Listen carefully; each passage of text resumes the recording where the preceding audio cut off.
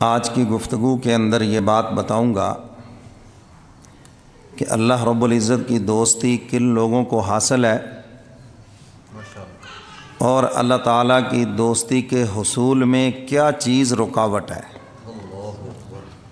بس یہ دو باتیں آپ کو سمجھانی ہیں، کیونکہ ہمارا تو مقصد ہی یہ ہے مخلوق کو خالق سے جوڑنا،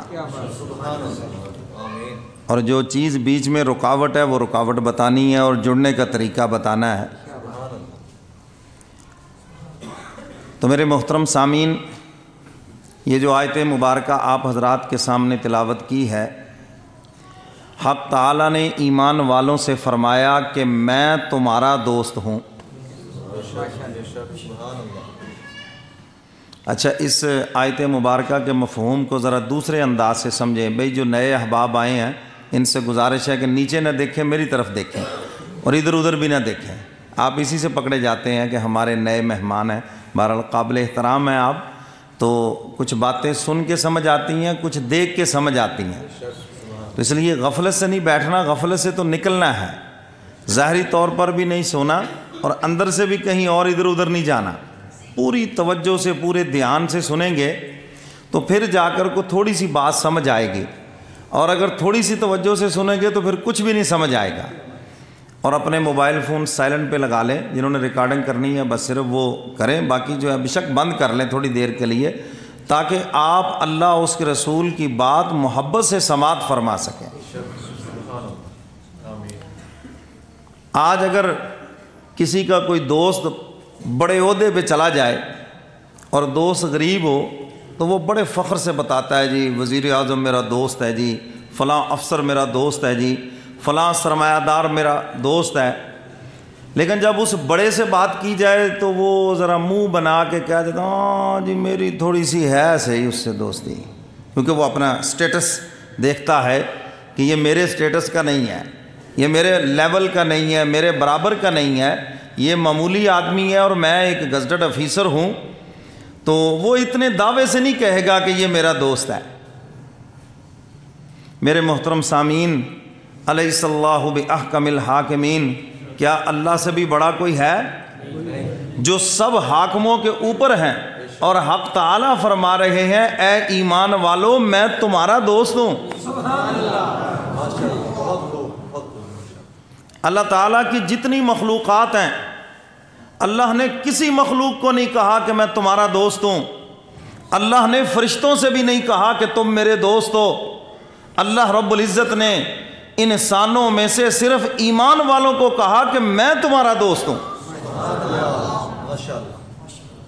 یہ ان کی شان رحمت اور محبت نہیں تو اور کیا ہے۔ اگر وہ دوستی کا ہاتھ نہ بڑھاتے تو میرے اور آپ میں مجال کیا تھی کہ ہم خدا کو دوست بنا لیتے۔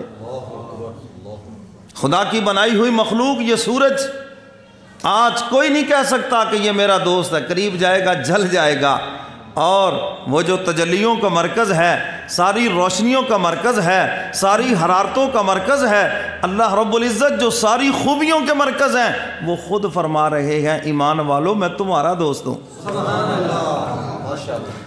یہ کیا ان کی شان رحمت ہے۔ یہ تو جب دل کو اللہ کی محبت کا چسکا لگے گا تو پھر اس آیت کے اوپر انسان اشش کر اٹھے گا کہ حق تعالیٰ نے کیسی محبت فرمائی کہ خود فرما رہے ہیں، اے ایمان والو میں تمہارا دوست ہوں۔ اور میرے محترم سامعین، دوستی کہاں سے شروع ہوتی ہے؟ جب انسان کلمہ پڑھتا ہے، لا الہ الا اللہ، پڑھیے لا الہ الا اللہ،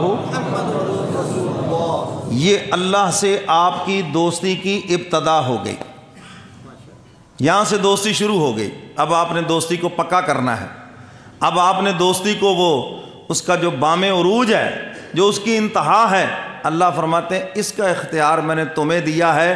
اب میں نے تو محبت کا، دوستی کا ہاتھ بڑھا دیا ہے، اب دوستی کو پکا تم نے کرنا ہے۔